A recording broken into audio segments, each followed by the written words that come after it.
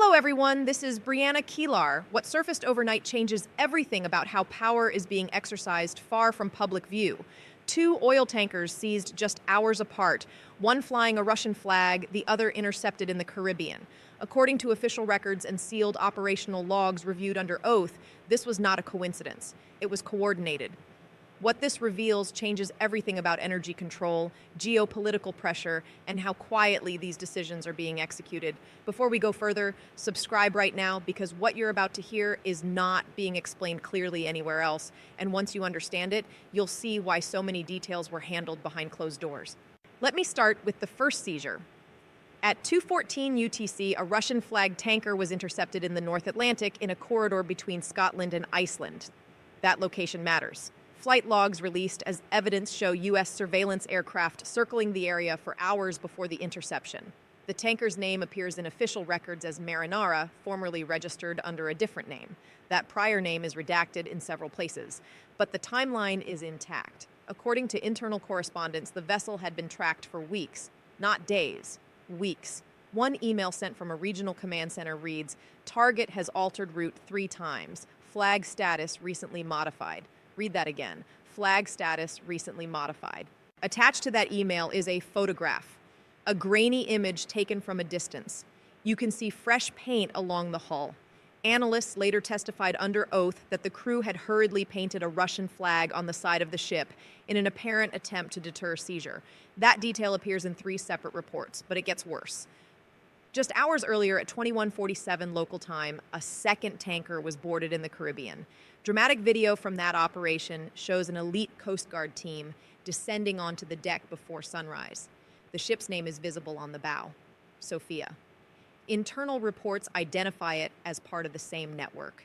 Let me read this word for word from an internal operational summary. Both vessels are assessed to be materially connected to sanctioned Venezuelan oil trade through layered intermediaries. Read that again.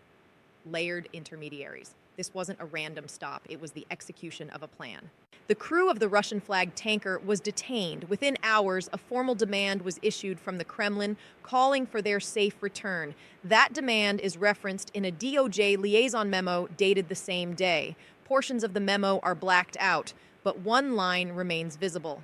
Expect diplomatic escalation. Now step back, because the administration's response wasn't defensive, it was assertive. Another document released as evidence is a policy briefing prepared days earlier. The title reads, Energy Leverage Framework. The language is clinical, strategic. One paragraph states, control of purse strings remains the primary mechanism. Purse strings. That phrase appears again during a press appearance later that day. The consistency matters. According to contemporaneous notes taken during a closed briefing, the seizure was described as phase enforcement. Phase of what? The answer comes in a separate prosecutor memo dated 2 weeks earlier. It outlines a 3-phase proposal related to Venezuela. Phase 1 is labeled stabilization. It includes the controlled sale of between 30 and 50 million barrels of Venezuelan oil. Exact numbers are listed. Revenue-sharing mechanisms are described. The United States is identified as a participant in the profits. Read that again. Participant. The second phase is recovery, opening Venezuela's oil market to American companies and others. The third phase is transition. No specifics provided. That absence is noted in the margin with a handwritten question mark. Now here's the part no one expected. According to testimony given under oath, Venezuelan state-run oil officials confirmed negotiations with U.S. representatives on the same day as the seizures. The timing is precise. The confirmation came at 14:32 Eastern. The second tanker was already under escort by then. Internal photos included in the evidence packet show briefing folders laid out on a conference table. Red tabs, black covers. One tab is labeled Caribbean. Another reads North Atlantic. The photos are time-stamped, taken before the operations. Think about that. This wasn't reactionary. It was synchronized. Another layer emerges when you examine the flight logs. Between March 2nd and March 6th, there were multiple unscheduled flights involving military aircraft between Washington, a Caribbean staging base, and a northern European airfield. The logs list the purpose as consultative. That word appears repeatedly, consultative. An insider who later broke silence described the mood during those days as controlled urgency. Quote, everything was calm on the surface, but behind the scenes, the decisions were already made. That testimony was entered as evidence during a closed committee review. Now let's talk about the Russian angle, because the Kremlin's response wasn't just rhetorical. According to internal diplomatic cables, Russian officials requested clarification on jurisdiction and authority. One cable includes this line: "We require legal basis." The response, according to the same cable, was a single sentence: sanctions enforcement. Sanctions enforcement. The seized oil is now in U.S. possession. That fact alone raises significant questions. According to official statements, the oil will be handled as part of a broader strategy. Internal correspondence uses stronger language. One email states, "This sends the message." Message to whom? The answer appears in a later memo. Secondary actors are watching. Secondary actors. That phrase appears twice. Underlined. Meanwhile, criticism emerged. Lawmakers questioned whether there was a plan. That criticism is addressed in an internal talking points document. One line reads, "Emphasize phases, emphasize control, control." During sworn testimony, a senior official was asked directly, "Is this about oil or governance?" The answer was measured. "It's about leverage." Read that again, leverage. Now we move into the analysis.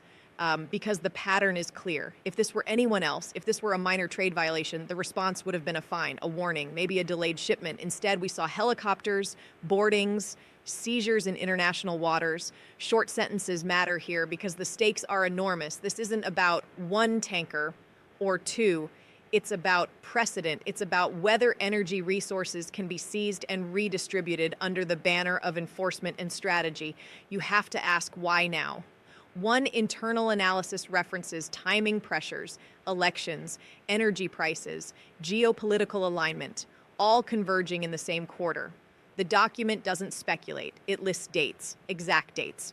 Legal stakes are significant because international waters matter, flags matter, jurisdiction matters. Political stakes are significant because tensions with Russia are already high and every move is interpreted. Moral stakes are significant because the people of Venezuela are invoked repeatedly in the justification. Stabilization, recovery, transition, words that sound hopeful, but the mechanism is force. This isn't about one document. It's about behavior. Behavior repeated across agencies, across regions, across weeks. And behavior tells you intent. We're nearing the end, and I want to be calm about this because panic helps no one, but awareness matters. What we've seen are official records, flight logs, internal correspondence, prosecutor memos, testimony under oath, all pointing in the same direction. A coordinated seizure of oil assets executed quickly, explained strategically, framed as enforcement. Long-term, this raises serious questions about energy sovereignty, about the use of sanctions as leverage, about where the line is drawn when power meets resources. Think about that. Thanks for watching. Subscribe, share this, and stay alert. Don't let anyone tell you this doesn't matter because it does.